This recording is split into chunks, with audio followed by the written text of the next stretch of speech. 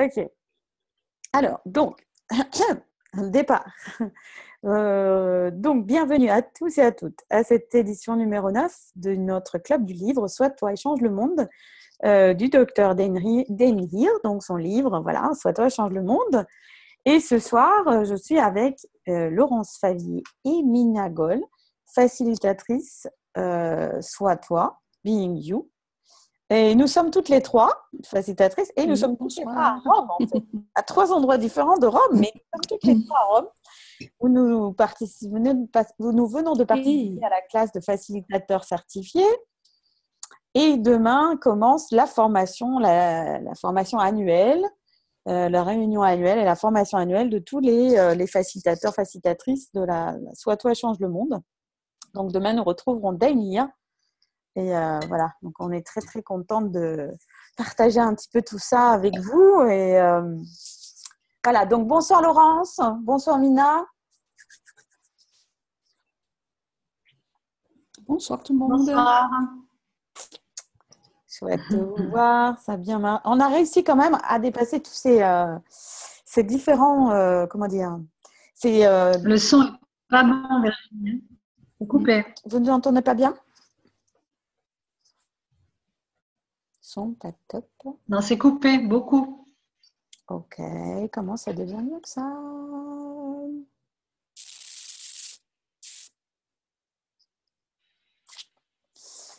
Comment on peut faire mieux que ça? Je me demande. Je ne sais pas. Voyons voir. Le Wi-Fi est au maximum. Là, vous m'entendez? Oui. Ok. La connexion, peut-être par moment, qui est un peu... Ok, c'est possible. Je suis sur le Wi-Fi. La présence a bien marché. Le son est haché. Bon. On va voir ce qu'on peut faire. Comment ça devient mieux que ça? Sinon, je vous laisserai la parole de toute façon. Laurence, on t'entend, toi? Ça va? Mina, tu es là? Ok, bon. C'est parti. Non, je ne vais pas parler trop alors. Oh, Lila, tout ça, tout ça. On va demander à tous ceux qui nous ont rejoints sur ce call, qui ne sont pas dans des corps, de s'il vous plaît, nous laisser la ligne un petit peu pour qu'on puisse tranquillement se converser, n'est-ce pas, entre nous. Bon, bref. Tout ce qui empêche cela induire de foi, right, wrong, good, bad, pot, poc, online, chose, boys and beyond. Bon, on sait quoi faire. Donc, le chapitre 9. Bon, en même temps, on est à Rome, donc voilà. En même temps, on est à Rome. Et on est dans des bâtiments peut-être qui sont d'un certain âge aussi. D'un certain âge aussi, avec une certaine histoire, justement. Voilà. Et c'est marrant parce que c'est le chapitre quand même 9 qui s'appelle « Si la mort était un choix et non un mal, pourriez-vous alors vivre pleinement ?» Donc, on va parler un petit peu de ça. Et donc, justement, parlons de déconnexion et tout ça. La première chose que nous dit Dan dans ce chapitre, c'est de... Tout est à l'opposé de ce que ça semble être, de ce qui paraît être. Tout ce qui est à l'opposé de ce qui paraît être. Et rien n'est l'opposé de ce qui paraît être. Tout est à l'opposé de ce qui paraît être, et rien n'est à l'opposé de ce qui paraît être. Tout est à l'opposé de ce qui paraît être, et rien n'est à l'opposé de ce qui semble être. Semble être, paraît être. Tout est à l'opposé de ce qui paraît être, et rien n'est à l'opposé de ce qu'il paraît être. Tout est à l'opposé de ce qu'il paraît être, et rien n'est à l'opposé de ce qu'il paraît être. Tout est à l'opposé de ce qu'il paraît être, et rien n'est à l'opposé de ce qu'il paraît être. Tout est à l'opposé de ce qu'il paraît être, et rien n'est à l'opposé de ce qu'il paraît être. Ok. Je voudrais juste faire une aparté là-dessus.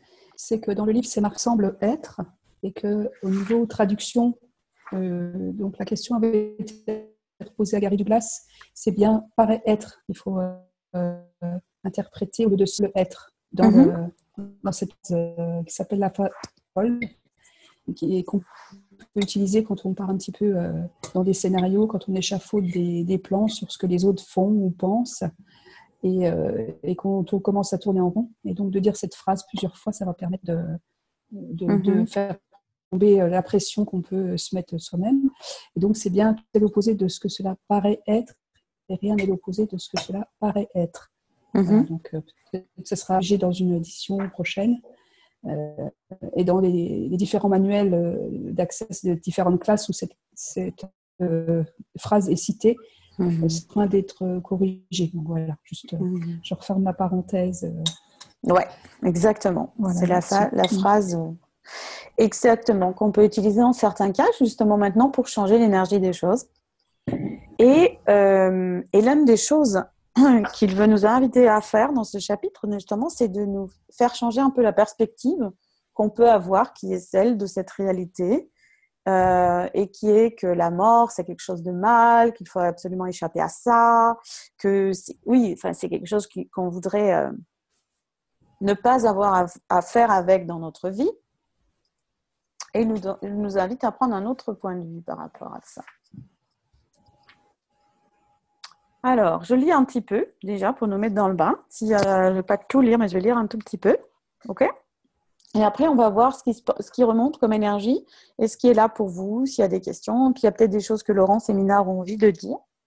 Alors, je commence comme ça. Ça vous va ? C'est OK ?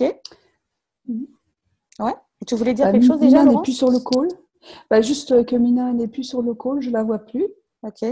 Donc, j'espère qu'elle va pouvoir se reconnecter. D'accord. Et puis que Hélène a mis dans le chat la phrase avec paraît super. être. Merci Hélène. Voilà, c'est ce que j'ai lu tout à l'heure. OK. Alors, je me demande ce qui pourrait apparaître si nous ne faisions plus de la mort, de la douleur ou du changement quelque chose de mal, mais que nous commencions plutôt à nous demander ce qui se passe vraiment ici. Si tout n'est qu'un choix, je me demande comment cela est-il créé ou pour quelles raisons. Voyez-vous à quel point le simple fait de poser ces deux petites questions peut ouvrir à une possibilité totalement différente. Elles vous sortent de vos conclusions, où aucune autre possibilité n'existe, et permettent d'ouvrir la porte à de nouvelles possibilités. Prenez quelque chose d'aussi horrible que les attentats du 11 septembre. Si vous concluez « c'est tellement horrible », quelle prise de conscience peut-il se produire ici ? Quelle possibilité pourrait être là que vous n'avez pas encore considérée ? Dans toute situation, il y a des possibilités, mais pour les voir, vous devez être prêt à les chercher et à demander à ce qu'elles apparaissent. Comment ? En posant des questions. Et si toutes ces autres possibilités étaient comme des petits enfants effrayés ? Qu'est-ce que je veux dire par là ? Dans le monde dans lequel nous vivons, où nous cherchons à arriver à une conclusion à propos de tout, ces possibilités ont été abandonnées et oubliées. Elles ont été considérées sans valeur pendant tellement longtemps que maintenant elles se cachent. Elles ne veulent plus sortir et jouer avec nous, à moins que vous ne partiez à leur recherche et que vous leur fassiez savoir que vous êtes prêts à ce qu'elles soient à nouveau présentes dans nos vies. Vous y arriverez en posant une question et en étant prêt à vous ouvrir à une possibilité totalement différente. C'est l'élément important. Pour qu'une nouvelle perspective ou prise de conscience voie le jour dans votre monde, vous devez être prêt à lui faire de la place. Oui, vous. Faisons un essai. Examinons les attentats du 11 septembre. À partir de la perspective, quelles autres possibilités existent-ils et posons quelques questions. Pour commencer, n'est-ce pas intéressant que pour des bâtiments qui accueillent normalement 50 000 personnes, il n'y ait eu que 3 000 morts ce jour-là ? Dans toute autre situation, cela pourrait être considéré comme pour le moins étonnant. Certains appelleraient cela un miracle. Et si le fait qu'il n'y ait eu que 3 000 morts au lieu de 50 000 était un incroyable miracle ?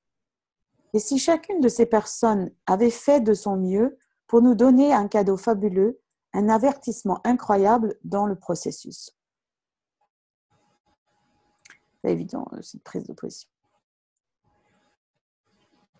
Oui, je sais que beaucoup de membres de familles de survivants éprouvés par la douleur de perdre un être cher pourraient se moquer de ce concept et je les comprendrais parfaitement.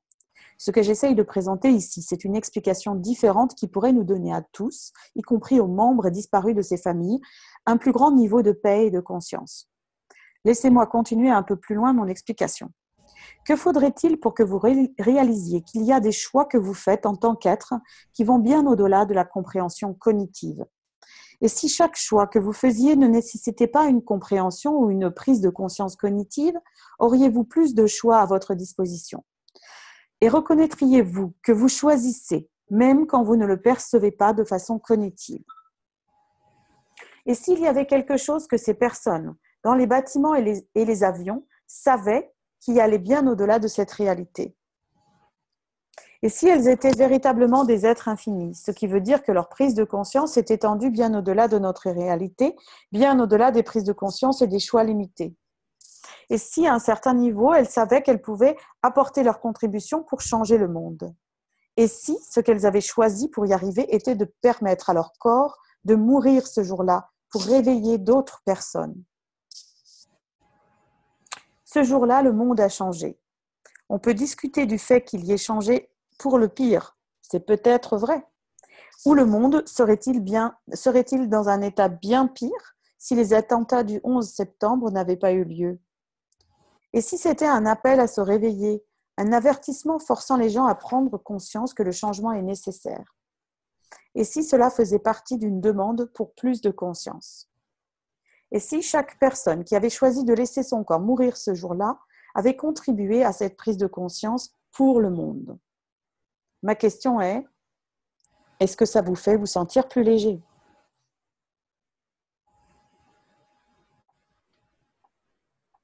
Alors, est-ce que c'est le cas? Est-ce que vous vous sentez plus léger ce soir en écoutant ça? Qu'est-ce que ça fait pour vous dans votre monde?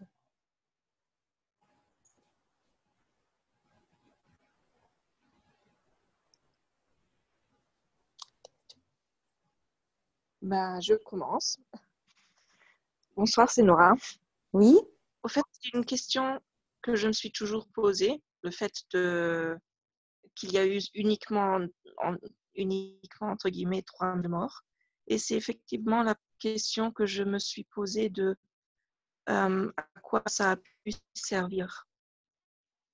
Donc, pour moi, c'était, même si ça peut paraître étrange, c'était pas une chose très, comment dire, heavy. Je trouve pas le mot en français, désolée. Heavy, c'est dur, peut-être. Lourde.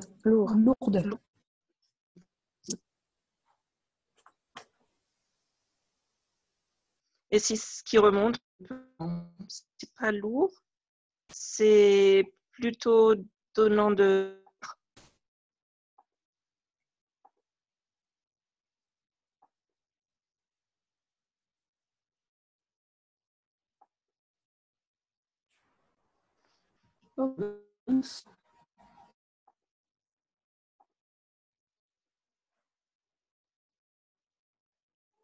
Ça fait voir les choses sous un autre angle aussi, en se disant, plutôt que de partir dans le « oh mon Dieu, il y a eu 3000 morts », c'est un nombre important, hein, de toute façon, sans minimiser les choses, mais de se dire que, voilà, il y aurait pu beaucoup plus de victimes ce jour-là, et quelle conscience ont eu les gens, en fait, ce jour-là, pour ceux pour lesquels le réveil n'a pas sonné, ceux pour lesquels ils ont eu un empêchement, ils n'ont pas pu aller au travail, qu'ils ont été malades. Voilà, c'est tout ce qui a fait que moins de personnes étaient présentes dans les tours. Et en regardant ça donc de cette façon-là, et puis ça permet aussi de voir qu'en posant des... On peut envisager d'autres possibilités, comme c'est expliqué dans le chapitre qu'a nous a lu Virginie. Est-ce qu'il y a d'autres... je crois qu'il y a... Pour moi, sur le moment, ça a été horreur. Puis j'ai réalisé le magnifique cadeau que nous ont fait les victimes et aussi les responsables de ces... Nous sommes tous, le monde, rassemblés en une seule voix. C'est vrai que c'est ce qui est expliqué un petit peu après. Voilà, les New-Yorkais se sont invités entre eux. Ils se sont rassemblés aussi, comme on a pu le voir en France aussi. Hein. Ça a donné des mouvements voilà, de solidarité, d'entraide qu'on n'avait jamais vu jusqu'à présent. Donc, voilà. Est-ce que c'est ça le cadeau qu'il peut y avoir derrière cette atrocité? Et quelles questions on peut se poser aussi par rapport à ça pour envisager les choses différemment? Est-ce que ça vous amène d'autres commentaires?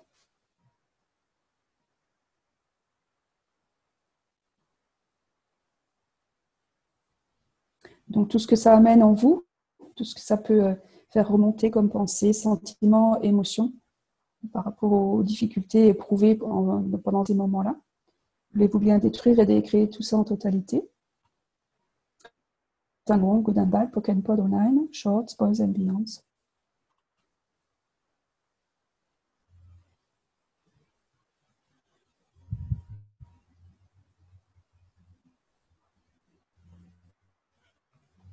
Est-ce que quelqu'un d'autre veut dire quelque chose?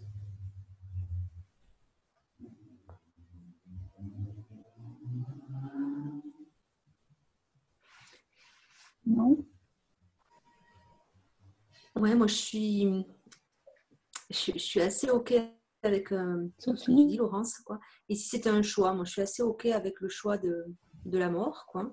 Et je pense que pour moi, ce qu'on perçoit, c'est toutes les résistances, toutes les peurs qu'il y a autour de la mort et des gens qui ne sont pas dans l'acceptation de ce qui est et toutes les projections qu'on peut faire sur l'entourage, sur comment les croyances, qu'est-ce qu'il y a après la mort, quoi, les au-delà, enfin, etc., etc. Et je pense que toutes ces... Pour moi, on est un passage dans cette incarnation sur la mort. Et j'ai pas envie de dire peu importe la mort, mais quelque part, il n'y a pas de comparaison à ce qui est, mais plus, je pense que plus on est dans le laisser être et dans le lâcher de tout ça, plus on peut accéder peut-être à une liberté et à une acceptation de ce passage autrement. Mm-hmm.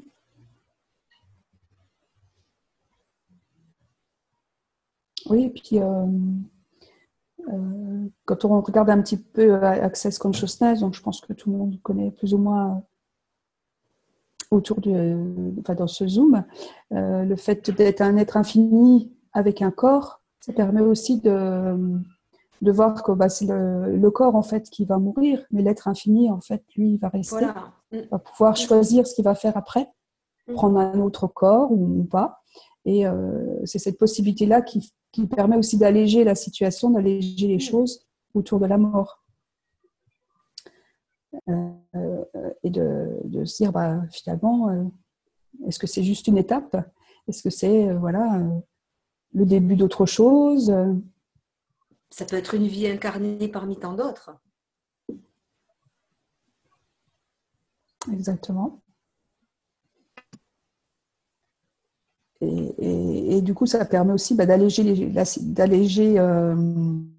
la vie, puisqu'il n'y a pas il y a la notion aussi d'inévitabilité de la mort. Donc, on fait les choses parce qu'on sait de toute façon, on va mourir, donc on y va, quoi. Enfin, c'est comme si on était sur un tapis roulant et puis qu'on allait tomber ou sur un torrent, puis qu'il y avait les chutes d'eau après, et puis qu'on y allait inexorablement. Et donc, un peu aussi de fatalité, quoi. Aussi. Donc, ça permet... Est-ce que c'est pas aussi une manière d'être plus présent à ce que nous sommes, quoi, de vivre plus pleinement l'instant présent, et comme tu dis, à plus oser être soi, quoi, et à plus oser croquer la vie à pleines dents et se dire, voilà, pourquoi... non, comment on pourrait créer cette vie différemment? Alors, moi, quel choix on pourrait faire? Ouais, moi, ça me fait faire. Exactement. Pour moi, ce que ça me fait penser, c'est une notion qui n'est pas dans ce chapitre-là, mais pour moi, qui est qui joue un rôle et qui a joué un rôle et qui joue maintenant un rôle très important aussi pour moi. C'est l'invitation que Gary et Dane me donnent à chaque fois qu'on est dans des classes comme ça. Et c'est l'engagement pour sa vie, quoi. Moi, le rappel que m'a fait Dane par exemple, là, quand il parle à un moment donné, Dane parle de quand il a décidé, il voulait absolument partir d'Access. Il avait décidé que c'était fini. Et il s'est rendu compte, à ce moment-là, il s'est passé plein de choses pour lui. Il a discuté bien sûr avec Gary, etc. C'était un moment où il a réalisé que dans sa vie, en général, métaphoriquement, il avait toujours laissé une porte de sortie ouverte. C'est-à-dire qu'il était dans sa vie, mais il y avait toujours une espèce de porte de sortie à l'arrière. Et cette porte de sortie, on va dire, ou cette sortie de secours, on va dire, plutôt sortie de secours, on pourrait dire en français. Donc, cette sortie de secours, elle était toujours là et il y avait toujours la moyen de s'échapper. C'est-à-dire il avait réalisé que d'être dans sa vie, il était engagé pour ce qu'il faisait, il faisait il se donnait à fond, ça ne voulait pas dire qu'il n'était pas vraiment là, présent, etc. Mais que quelque part, il y avait toujours une issue de secours qui était là, qui était derrière. Et qu'il pouvait sortir de cette issue de secours pour sortir d'une situation, pour sortir de son engagement, en fait. Et c'est à ce moment-là, quand il a décidé de dire, non, en regardant Gary, en voyant son engagement par rapport à la conscience, par rapport à Access, moi, je ne vais pas utiliser ça, je ne veux pas avoir de sortie de secours, je ne veux pas avoir une issue de secours à l'arrière de ma maison, de ma vie. Je m'engage pleinement pour ma vie. Et combien d'entre nous, on utilise la mort, en fait, comme issue comme une façon de se justifier de ne pas choisir pleinement la vie. Alors finalement, c'est un peu bizarroïde comme truc, mais comme prétexte en fait de ne pas choisir pleinement sa vie. Et alors je me demande déjà cette question et ça ramène à ce qui est présenté dans ce chapitre, il dit qu'il y a 2 types de décisions courantes qui mettent nos corps sur le chemin de la mort. La première, c'est quand vous décidez que vous ne dépasserez pas un certain âge. C'est parfois, je ne sais pas si c'est le cas, peut-être pour certains d'entre vous, c'est le cas, peut-être pas pour d'autres, pas du tout, où certains décident, je vais pas, même quand on est tout petit en fait, je ne veux jamais vivre vieux, ou vous voyez quelqu'un qui a un certain âge, vous dites, moi je ne veux jamais devenir comme ça, ou alors il y a des gens pour qui c'est carrément un nombre très précis. Je ne vais pas dépasser 51 ans ou 64 ou j'en sais rien. Et dans le livre là, il parle de Cynthia. Il dit, j'aimerais vous parler de quelqu'un que nous appelons Cynthia. Quand j'ai fait sa connaissance, elle avait 54 ans et absolument rien dans sa vie ne semblait marcher. Je lui ai posé tout un tas de questions jusqu'à ce que nous ayons finalement trouvé la limitation qui était littéralement en train de la tuer. Et je dois dire que cela m'a surpris. Quand Cynthia avait 3 ans, elle avait décidé qu'elle ne vivrait pas au-delà de ses 51 ans. Et quand elle a eu 51 ans, tout a commencé à aller de travers dans sa vie. Elle a arrêté de gagner de l'argent, elle a arrêté de voir ses amis. Et tout s'est juste arrêté. 51 ans, c'était sa date d'expiration. Donc, question, combien d'entre vous, vous avez une date d'expiration au-delà de laquelle votre corps n'est pas censé vivre ? Et quel est cet âge ?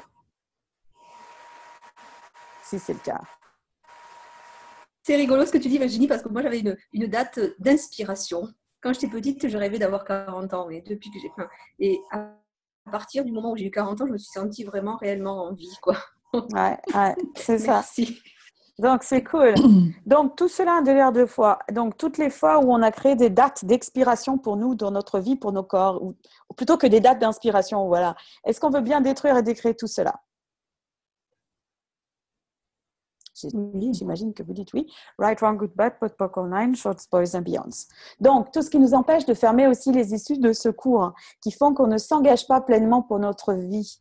Et qu'on décide simplement, il y a une issue, à un moment donné, ça va être même pas l'issue de secours, ça va être la mort, l'issue de secours, pour s'empêcher de vivre, en fait. Pour se donner un prétexte, pas un prétexte, mais bon, on s'est dit de donner la fin, quoi, avant d'avoir commencé. Et tout cela a de l'air de foi. Est-ce que vous voulez aussi les détruire, les décréer ? Tout cela. Oui. Right, wrong, good, bad, pot, poc, all nine, shorts, boys and beyonds. Donc, le deuxième, parce qu'il a dit il y en a 2. Donc, le deuxième. Pour l'autre moyen, donc je lis. Couramment employé pour emmener votre corps sur le chemin de la mort. C'est lorsque vous vivez une relation ou une situation que vous cherchez à quitter et que vous vous dites « Oh là là, ça me tue, j'ai juste envie de mourir. » Donc, vous prenez la décision de mourir pour pouvoir en sortir. Vous avez déjà eu cette situation-là où vous vous dites « Oh là là, ce truc, ça me tue. » Tout cela, un délire de foi, voulez-vous le détruire et le décréer?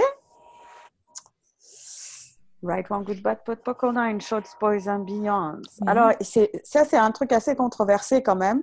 Mais voilà, je vous le donne, je vous le livre. Et moi, je trouve que c'est super intéressant. Et ça a donné beaucoup de clarté pour beaucoup de gens. Et ça peut même changer complètement le cours d'une vie, en fait, hein, qui était sur le point de s'arrêter et qui finalement a choisi de vivre.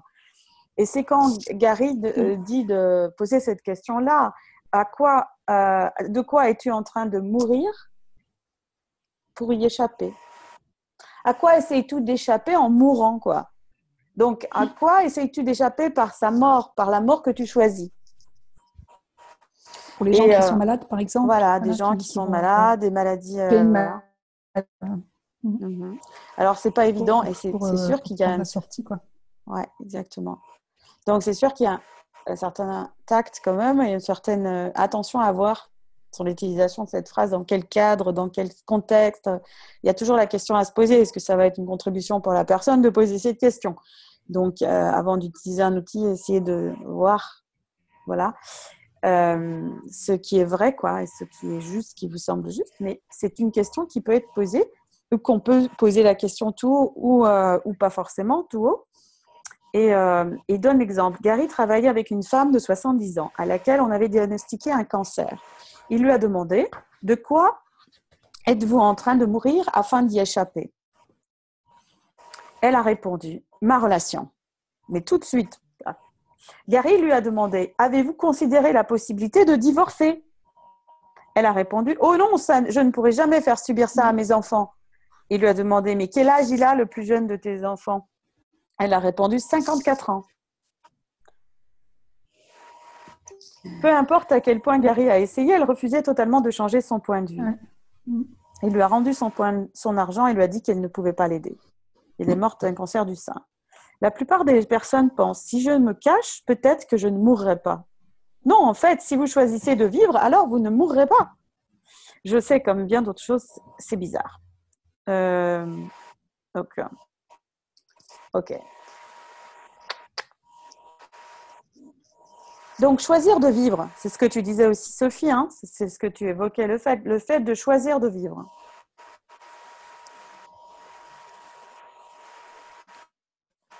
Êtes-vous prêt à choisir de vivre pleinement, mentalement, et vous engager pour votre vie?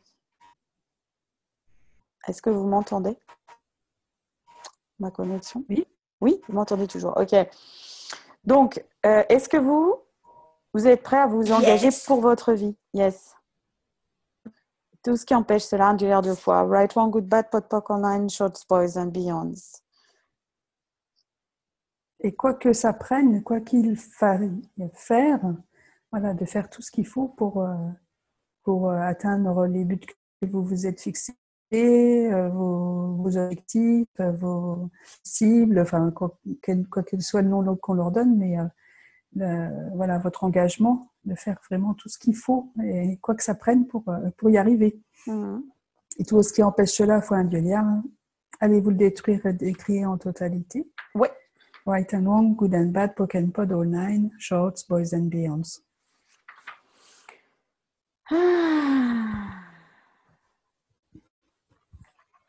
Alors, qu'est-ce qui vient pour vous? Qu'est-ce qui est là? Est-ce que peut-être, Laurence, toi, tu as envie de dire autre chose?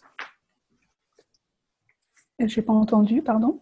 Oui, je demandais, est-ce que toi, tu voulais intervenir? Parce que ça coupe un peu. J'ai du mal. Sur l'histoire de la date de péremption. Ouais. Moi, par exemple, ma maman est décédée très jeune Et quand j'ai eu l'âge auquel elle est décédée, en fait, toute cette année-là a été très difficile parce que je m'étais dit que je pouvais pas aller au-delà de cet âge-là, en fait. Et puis, ça s'est dissipé parce que j'étais prise dans d'autres... voilà, j'ai pu passer au travers de ça. Mais c'est vrai que plus l'année de cet âge approchait, et plus je me disais, est-ce que je vais pouvoir aller plus loin ? C'était vraiment une question qui m'a taraudée pendant toute cette année-là, en fait, quand ça s'est passé. Et maintenant que j'ai cette vision de... Enfin, voilà, cette autre possibilité, en fait, qui est notée dans le livre que tu viens de lire, Virginie, c'est vrai que ça peut être un blocage où si on a ce point de vue fixe, voilà, qu'on ne va pas dépasser cet âge pour X raisons, on va, comme nos points de vue, créer notre réalité. Et si on se fixe là-dessus, on va petit à petit créer ça, en fait. Et donc, le fait d'en prendre conscience, et de se dire, je détruis tout ça, tous ces points de vue fixes que je peux avoir, tous ces points d'ordre que je peux avoir sur le fait que je ne peux pas vivre plus âgé que telle ou telle personne de mon entourage. Je le détruis, je le décrée. Right and wrong, Gunnan Pokémon Pod Online, Short of Brilliance and Beyond. Pardon. Ce qui va permettre d'aller au-delà et de passer outre, en fait, de passer au travers de cette limitation, de ce blocage, de cette croyance limitante, en fait, qu'on se crée tout seul, mais avec tout l'environnement dans lequel on vit, on peut avoir ce genre de choses qui se présentent, en fait. Et c'est un éclairage intéressant donc j'ai vu nulle part ailleurs, parce que c'est vrai que si on raconte ça, les gens disent comment tu peux avoir des idées comme ça, enfin voilà, ça, c'est plutôt tout de suite des jugements qui arrivent, et là avec cet autre éclairage, ça permet de se dire oui, je peux passer, je peux faire différemment, quoi. Je peux créer autre chose en m'engageant à ma vie, et puis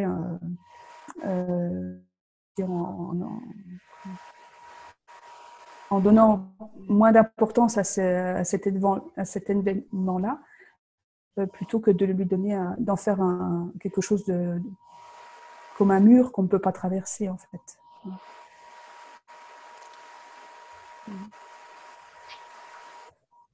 Super, super bien dit. Je ne vais pas plomber l'ambiance quand même. Mais... Et c'est pas du tout c'est pas un chapitre, c'est un des chapitres du livre, en tout cas de mon point de vue intéressant à moi, qui est un des plus, pas controversés, mais quand même, où il y a quand même pas mal de charges pour beaucoup sur la mort, parce que soit on l'a vécu, on a vécu des gens proches qui sont décédés, ou est-ce qu'on a soi-même été face à la possibilité de la mort, où on est revenu d'une situation. Enfin il y a pas mal de choses qui peuvent être assez intenses. Et dans cette réalité, considérée comme étant intense et considérée comme étant grave. Et quelque part, il y a un poids associé à ça qui se comprend. Et en même temps, que Dane, dans son livre, essaye de montrer qu'il y a une autre possibilité de voir ça, ce que tu viens tout à fait bien décrire, Laurence. Donc, quelle invitation. Alors, il y a d'autres... Ouais, vas-y, tu voulais dire quelque chose ?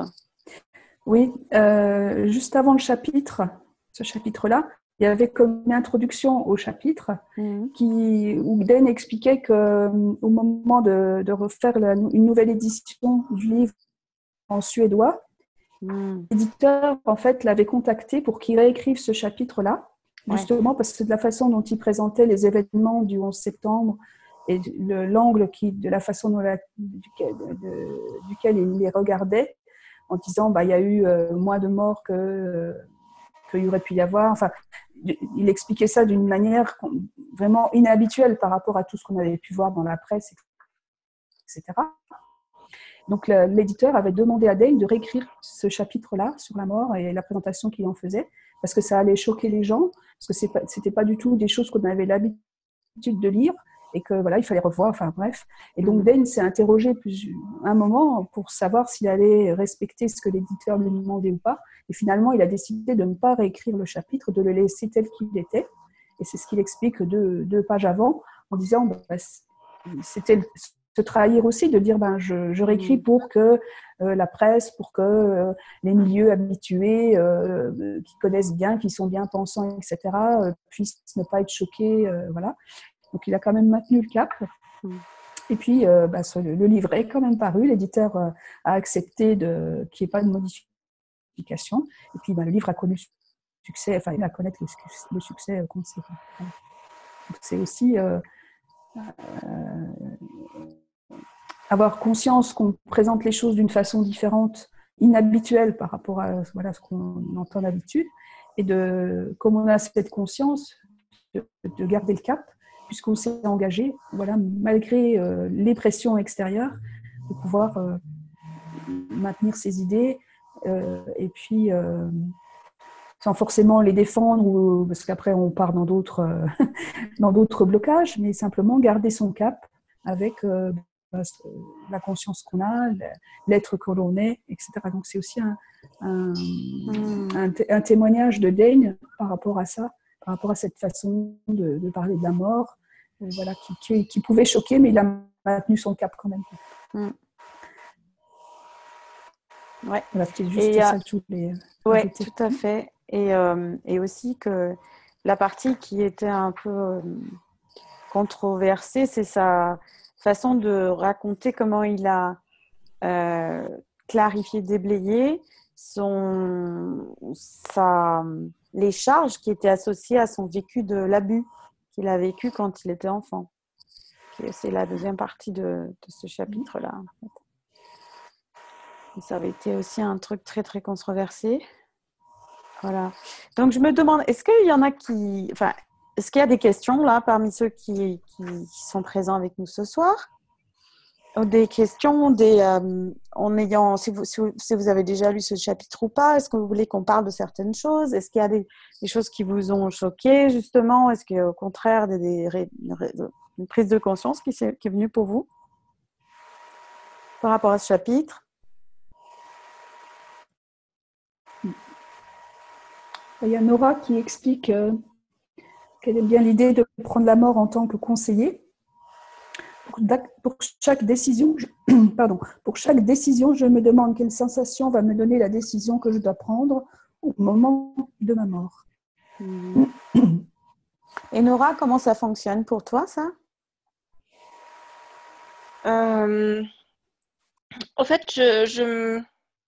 c'est comme dans une conversation avec moi-même, et j'essaye de ressentir la légèreté ou non qui me donne une ou l'autre réponse, ou bien une possibilité de décision ou l'autre. Mm-hmm. Et c'est ça, en fait,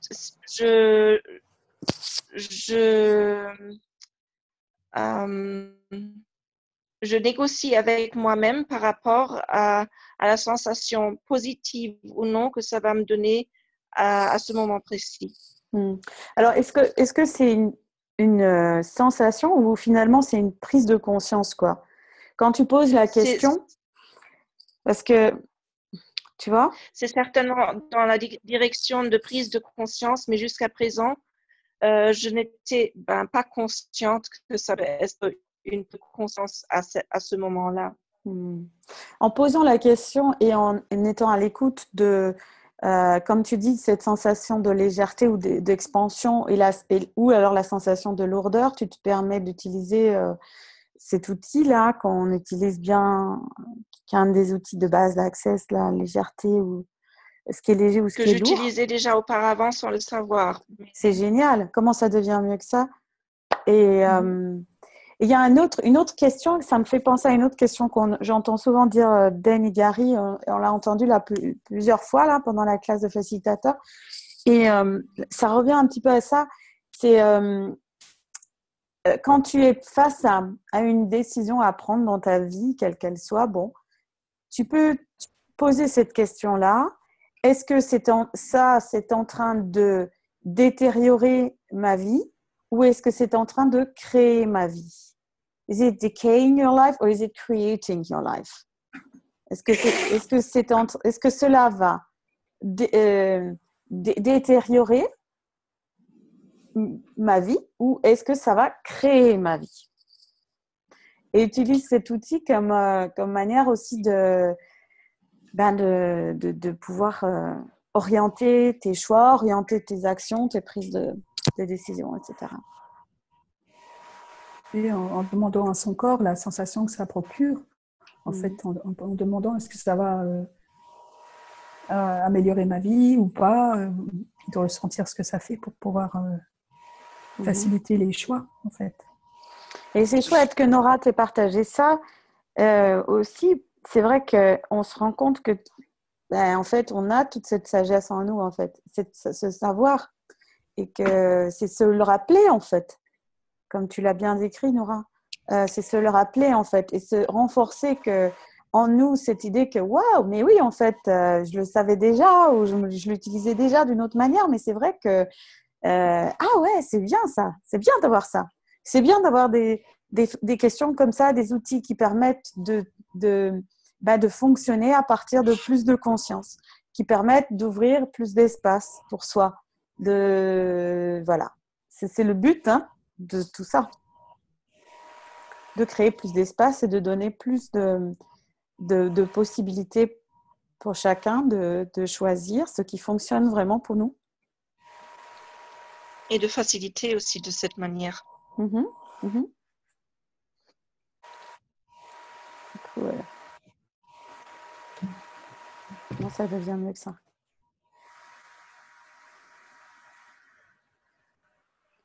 Donc, quoi d'autre est possible? Moi, il y avait un truc qui était venu. Donc, sans vouloir revenir sur le truc, on va passer à la page 239. Est-ce que vous mourrez réellement? Ou bien est-ce que c'est votre corps qui meurt? Pensez-y un moment.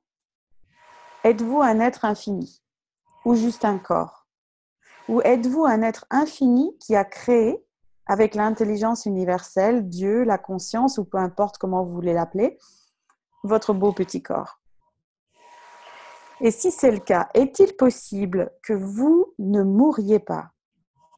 Est-il possible que seul votre corps meure en prélude à votre changement de forme? Est-il possible que vous ayez d'autres choix une fois que votre corps est mort? D'autres merveilleuses possibilités. Vous sentiriez-vous plus à l'aise dans ce cas avec ce qu'on appelle la mort? Et si cela était aussi quelque chose de totalement différent de ce que vous pensez être? Vous avez sûrement entendu cette idée auparavant, même si vous êtes d'un milieu religieux ou que vous croyez en un être suprême ou au paradis ou à l'enfer. Si, je l'espère, vous allez au paradis, est-ce votre corps ou vous, l'être, qui entrez au paradis? Je suppose que vous avez répondu l'être, étant donné que de toute façon, votre corps reste là une fois que vous en allez.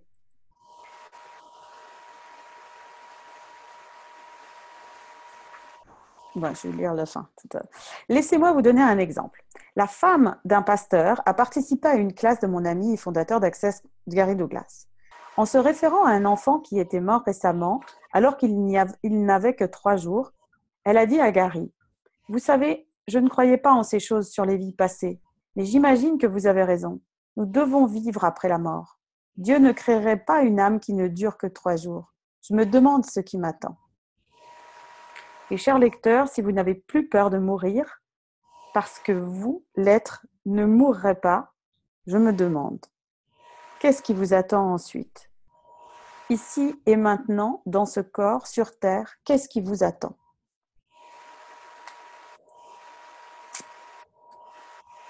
Là, on aborde le côté peur, l'aspect peur de la mort aussi. Exactement, qui est l'outil suivant. Tu veux en parler? Tu veux nous en parler, Laurence?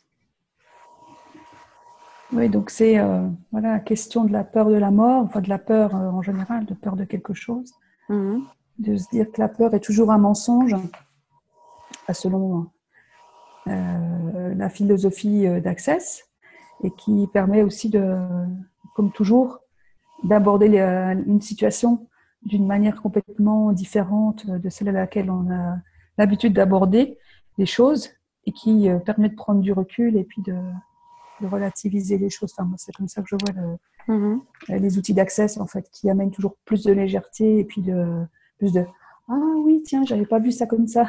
Et ça permet de débloquer de la situation, de voir d'autres choses, d'autres portes qui vont s'ouvrir, et puis de continuer à pouvoir avancer dans sa vie. Et au sujet de la peur, donc, il y a 3 aspects de la peur quand on la ressent qui permettent de poser 3 questions pour identifier, pour voir, pour sentir qu'est-ce que c'est que cette peur. Et c'est toujours parmi ces 3 questions qu'on peut se poser. Voilà, une des 3 qui va nous faire prendre conscience de ce que c'est vraiment que la peur, en fait, que la peur qu'on ressent. Et donc, il y a 3 aspects, donc 3 questions. Là, c'est page 243. Donc, de demander à qui ça appartient. Donc, ça, c'est un outil, je pense, que vous connaissez tous et qu'on utilise souvent. C'est un outil de base chez Access. Donc, quand on ressent quelque chose, de poser la question à qui ça appartient. Et dans 98, ou 99% des cas, ça va être à quelqu'un d'autre. C'est-à-dire qu'en posant la question à qui ça appartient, ça va s'alléger et on va pouvoir se rendre compte que c'est pas à nous, par exemple, cette peur, que c'est quelque chose qu'on a pris parce que dans la famille, tout le monde a peur de cette situation, ou quand on était petit, on nous a dit d'avoir peur de ça ou de ça. Donc voilà, d'avoir cette prise de conscience que la peur peut être quelque chose qu'on a pris de quelqu'un d'autre, dans sa famille par exemple, ou son entourage. Donc ça, c'est le premier cas. Deuxième cas, de se demander est-ce que c'est de la peur ou de l'excitation ? Parce qu'on peut souvent confondre cette sensation où on pense qu'on a peur et en fait on est excité de faire quelque chose et on le confond avec de la peur. Parce qu'on ne l'a jamais fait, par exemple, si c'est une nouvelle activité, et on appréhende un peu, on se dit ouais, j'ai peur, si ça ne va pas, machin. Et en fait, si on regarde bien, on est excité dans le sens où c'est quelque chose de nouveau qu'on va faire, on se dit ouais, ça va se passer comme ci, comme ça. Enfin voilà, on échafaude des choses qui peuvent nous faire penser qu'on a peur. En fait, on est excité à l'idée de faire quelque chose de nouveau. Et puis, le troisième cas, c'est la peur. Donc, c'est un implant distracteur. Donc, les implants distracteurs sont des situations que l'on va vivre et qui vont nous bloquer, nous empêcher d'aller de l'avant. Et c'est quand on constate, donc on est face à un implant distracteur comme la peur, par exemple, il suffit de faire la formule de déblayage Poképod, cet implant distracteur de la peur, par exemple. Il y en a tout un tas, je n'ai pas le nombre exact en tête, pardon.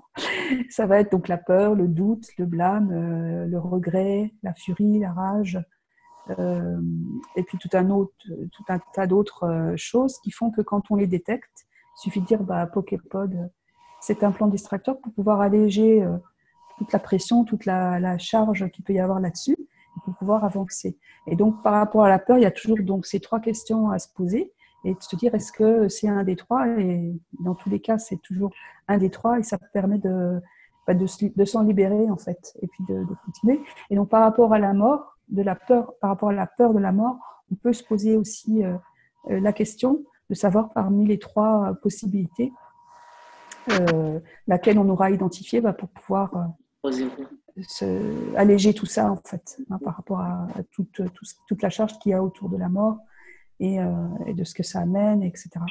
autour de soi.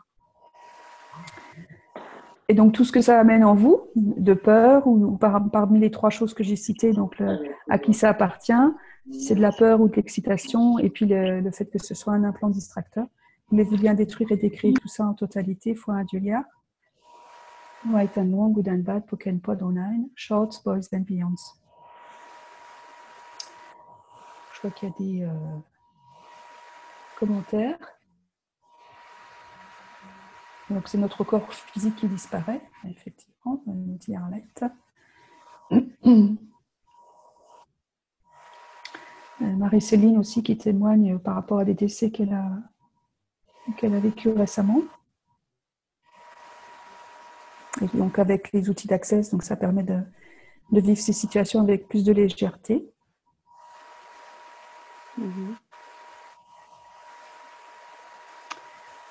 Ensuite, David, pardon. Donc par rapport à l'agonie, donc le fait d'aller plus ou moins lentement vers la mort, je pense que c'est ça qui peut amener aussi de la peur ou du peur de la douleur peut-être aussi, de savoir comment ça va être, qu'est-ce qui va se passer.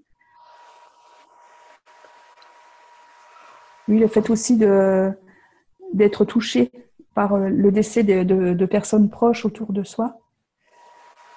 Et en fait, si on regarde, c'est une question qu'on peut se poser, c'est est-ce que je suis touchée par le changement que ça va amener, que le décès de cette personne va amener dans ma vie, en fait aussi. Parce que forcément, on perd un être cher, un être proche, et ça a un impact sur notre propre vie, puisqu'on ne va plus voir cette personne, on ne va plus être en contact avec elle, de manière habituelle, disons. Et on va peut-être avoir des regrets par rapport au fait de ne pas avoir dit certaines choses, par rapport au fait qu'on faisait des activités ensemble ou des choses comme ça qui font que voilà, c'est ça aussi qui va nous attrister quelque part. Donc, de pouvoir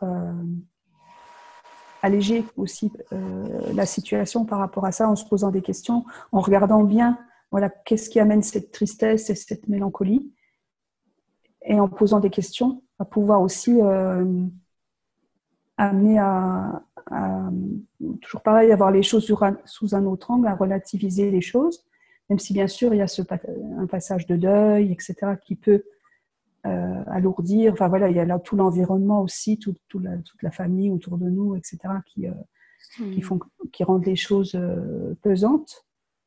Mais voilà, en se posant des questions aussi, quelle était notre relation avec cette personne, quels sont les changements que ça va apporter, le fait qu'elle soit décédée, qu'est-ce qu'on peut faire d'autre, quelles sont d'autres manières de voir ce décès aussi.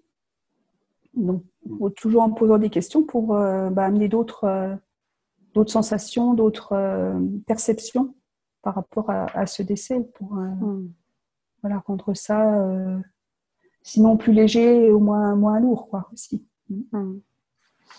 Et là, je trouve que ça se relie vachement bien à la deuxième partie, ou le deuxième outil qui est proposé dans ce chapitre-là, qui est un outil aussi de base Access qu'on peut utiliser vraiment dans son quotidien et qui est tout n'est qu'un point de vue intéressant. Ouais. Avec comme exemple Forrest Gump, quand il pense à Forrest Gump, parce que Forrest Gump, c'est dans le film celui qui la magie opère sans arrêt dans sa vie, qui l'amène d'une situation à l'autre la plus rocambolesque, où il fait des choses complètement incroyables. Et il dit que pour la particularité qu'il a, c'est qu'il est dans le non-jugement, il est dans le laisser-être total. Et il ne juge pas en fait ce qui arrive ou ce qui arrive aux autres. Il est totalement dans le laisser-être. Et c'est quoi le point de vue intéressant ? C'est ce que tu as dit avant, hein, Laurence. Nos points de vue créent notre réalité. Et ça, c'est un truc Access pour moi qui est des choses les plus incroyables qui soit, parce qu'à la fois ça paraît presque une évidence, ou ça nous rappelle à quelque chose qu'on sait en fait. On sait intimement ça. Notre point de vue crée la réalité. Mais finalement, quand on le regarde un peu plus près et si on est prêt à vraiment le voir ça, c'est-à-dire, mon point de vue crée ma réalité, c'est-à-dire ce que je pense d'une situation, qu'elle soit bien ou qu'elle soit mal, je vais créer ce qui va avec. C'est-à-dire que le contexte dans lequel je dessine ce point de vue-là va créer la réalité de ça, quoi. Et donc, il donne des exemples, par exemple. J'ai de la gratitude, un point de vue. Si le point de vue, c'est j'ai de la gratitude à être en vie. La réalité qui est créée, c'est une vie qui mérite d'en être reconnaissant. Si le point de vue, c'est « je suis en colère contre le monde d'avoir laissé un ouragan détruire ma maison », parce qu'il donne l'exemple justement de cet homme qui l'avait fasciné parce qu'il y avait l'ouragan en Floride, l'ouragan Andrew, c'était il y a quelques années, qui était passé, et il avait vu cette interview à la télé de cet homme qui avait tout perdu. Sa maison avait été complètement détruite, il ne restait plus que les fondations de sa maison, et il racontait qu'il avait juste le temps de prendre une paire de sous-vêtements, mais qu'il était content parce qu'il se disait « au moins, moi, je suis en vie ». Donc, à partir de là, il était dans une perspective, sa vie va être recréée. Il était complètement en décalage et en contraste avec d'autres témoignages qui avaient été entendus à la télé, d'autres gens qui avaient perdu beaucoup moins que lui. Bon, c'est toujours un dramatique, mais voilà, il y avait des gens qui avaient quand même des dommages moins importants et qui pourtant a été complètement dévastés. Donc, il posait la question, à votre avis, qui c'est qui aurait eu plus de facilité à changer sa vie? Est-ce que ça va être celui qui a le point de vue, bon, j'ai tout perdu, mais maintenant, voilà, je vais créer ma vie, je vais faire autre chose, je suis quand même en vie, je suis quand même reconnaissant d'être en vie, ou ceux qui ont ce point de vue que c'est une catastrophe parce qu'un arbre s'est abattu dans mon jardin, même si c'est quand même quelque chose de grave, je ne dis pas. Mais voilà, c'est que ce point de vue-là crée donc le point de vue je suis en colère contre le monde d'avoir laissé un ouragan détruire ma maison. Qu'est-ce que ça crée? De nombreuses raisons d'augmenter votre colère contre le monde. Dieu, la terre et tous ses habitants. Je lis en fait. Comme vous en faites partie, vous êtes inclus dans cette colère. De nombreuses personnes avec ce genre de point de vue vont faire des expériences du genre la compagnie d'assurance met très longtemps à rembourser, ou elles découvrent accidentellement que leur police d'assurance ne couvrait pas ce genre d'événement. D'autres raisons et justifications pour être encore plus en colère et maintenir cette idée qu'elles avaient raison dès le départ d'avoir choisi d'être en colère. Ça devient un cercle vicieux. Et ça aussi, c'est un truc super, cette citation 246, parce que c'est ça, en fait. Le point de vue crée la réalité. Mais du coup, la réalité, en fait, elle renforce en fait le point de vue. Parce que si on crée ce truc-là, on va se créer encore plus de justifications et de raisons de dire, finalement, oui, c'était vrai, quoi. Donc, c'est un peu... ça demande vraiment cet outil-là, point de vue intéressant, une prise, encore une fois, un engagement par rapport à soi, par rapport à la conscience, par rapport à son vie. Et si on est vraiment... On se dit, mais vraiment, c'est vrai, le point de vue crée la réalité. Si je mettais ça en œuvre dans ma vie, s'engager par rapport à ça, et se dire, attends, le point de vue que je viens de décrire là, par rapport à moi, ma maison, ma situation, mon mari m'a quitté, ou je ne sais pas quoi, si je rentre dans le drame par rapport à ça, ou si je renforce cette idée que toutes les choses vont mal, etc., on crée encore plus de ça. Alors que de la même situation vécue par la même personne ou dans le même truc, avec « Ok, quel est mon point de vue par rapport à cette réalité? Quelle est la réalité que je souhaite créer ?» Une réalité avec de l'aisance, une réalité où la joie, où il y a de la ressource, où il y a d'autres possibilités qui se mettent en œuvre, où il y a des miracles qui se mettent en œuvre. Ouais, moi j'ai envie de créer une réalité avec des miracles, avec des choses incroyables, impossibles. Et c'est ça qu'on peut créer. Et c'est pas évident. C'est pas ça a l'air évident, en fait. C'est évident. En fait, d'un côté, c'est totalement évident. Et d'un autre côté, la vie souvent nous rattrape parce qu'on est dans un automatisme, une façon de procéder quasiment automatique qui fait qu'on se laisse enfoncer dans des situations, dans des choses. Donc, par exemple, un autre exemple, point de vue, je dois travailler dur pour gagner de l'argent. Réalité créée, c'est quoi? L'argent n'arrive jamais facilement et il semble que ce soit toujours difficile de simplement s'en sortir. Donc, si vous changez de point de vue, dit Dane aussi, l'argent peut apparaître bien plus aisément. Donc, ce que dit Dane et ce qui est l'invitation qu'il est, le point de vue que vous adoptez est toujours votre choix. C'est votre choix, votre point de vue. Le changer, deuxièmement, en quelque chose de différent qui marcherait mieux pour vous est également un choix. C'est aussi révolutionnaire. Et troisièmement, vous n'avez pas à rester coincé dans un point de vue que vous avez actuellement, quel qu'il soit. Si ça ne marche pas pour vous et que vous... Ping, voilà, j'aime bien le ping parce que c'est l'espèce d'alarme. Je peux le changer? Oui, je peux le changer. 4. Les outils de ce livre, y compris cet outil-là, juste un point de vue intéressant, vous permettent de changer ces points de vue aisément et sans douleur.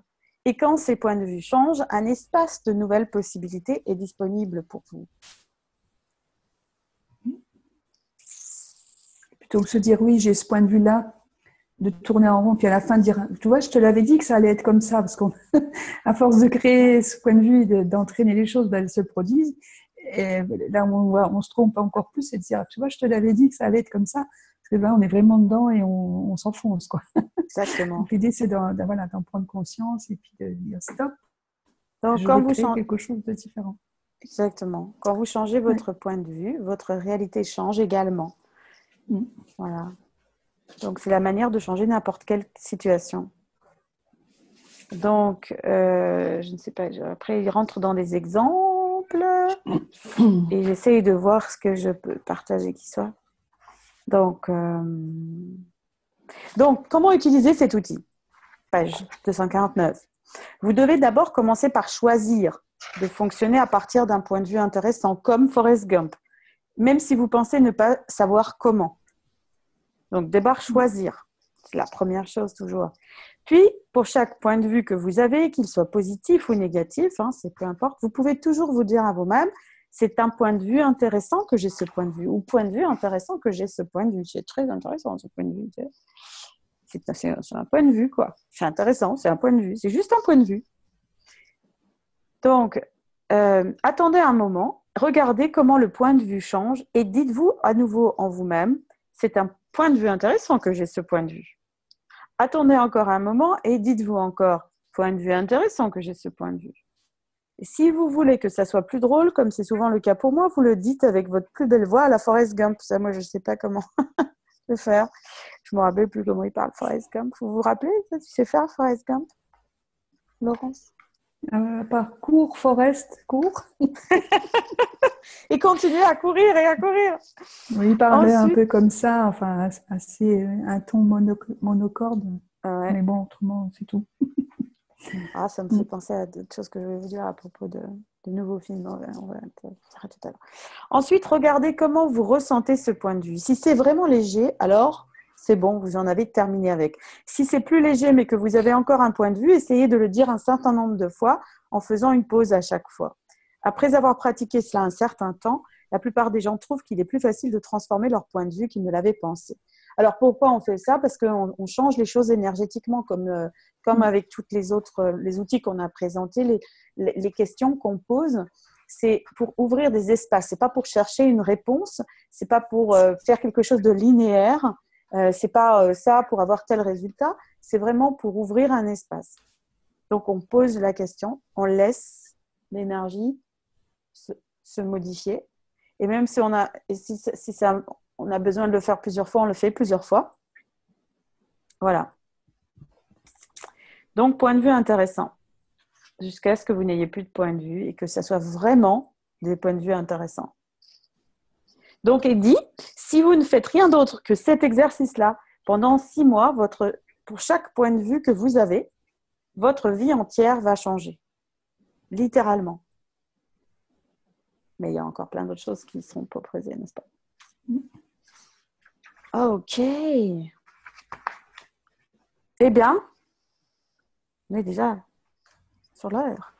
Est-ce qu'il y a des questions ou des réactions, des choses qui sont pour vous là, par rapport à ces outils, à ce chapitre?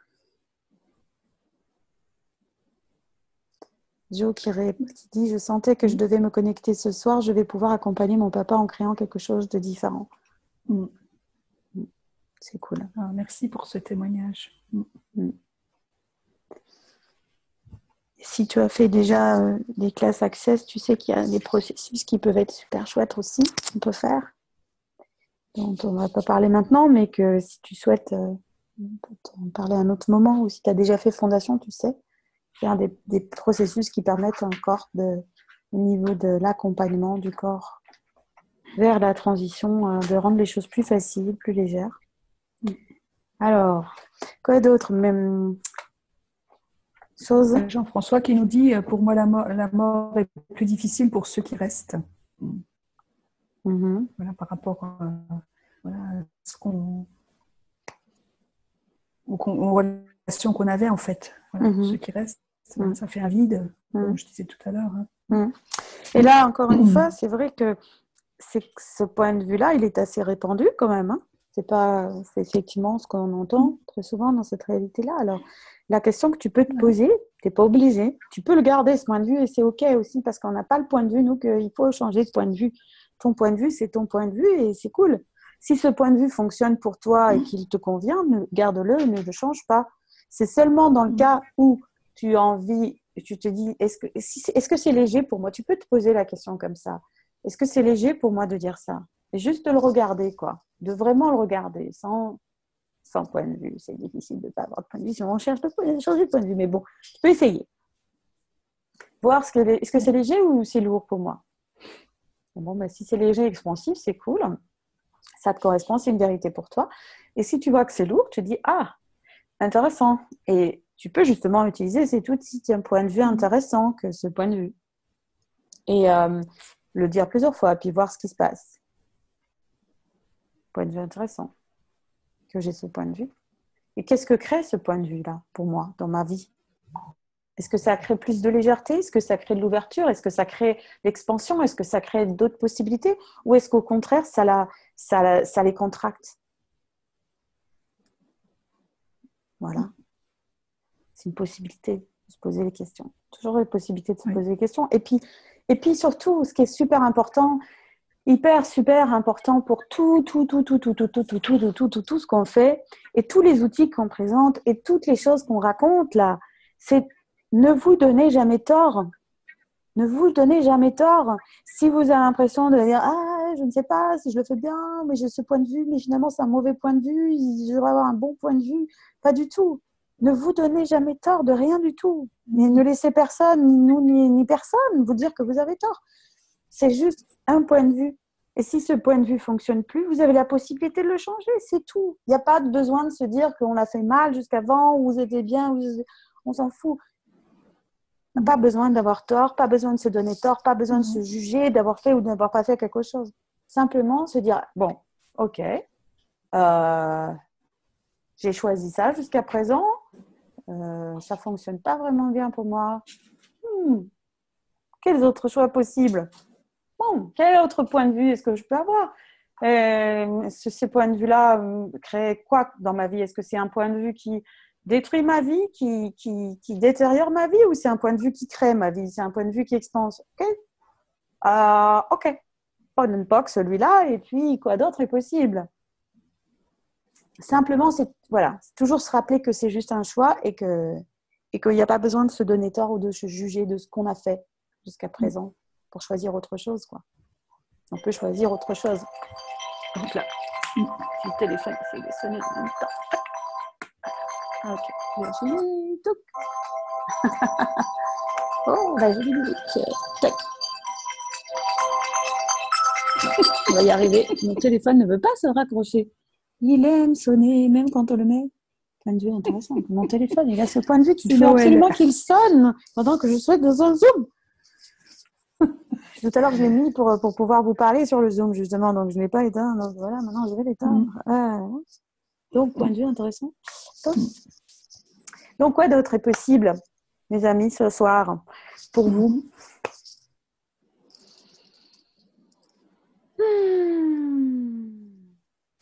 En tout cas, c'est un sujet vaste et puis qui amène beaucoup de points de vue, justement, beaucoup aussi de limitations, peut-être. Et l'idée, comme toujours, poser des questions et puis voir ce que ça ouvre d'autres, faire d'autres choix, en fait. Exactement. Avoir d'autres possibilités. D'autres possibilités, d'autres choix, oui.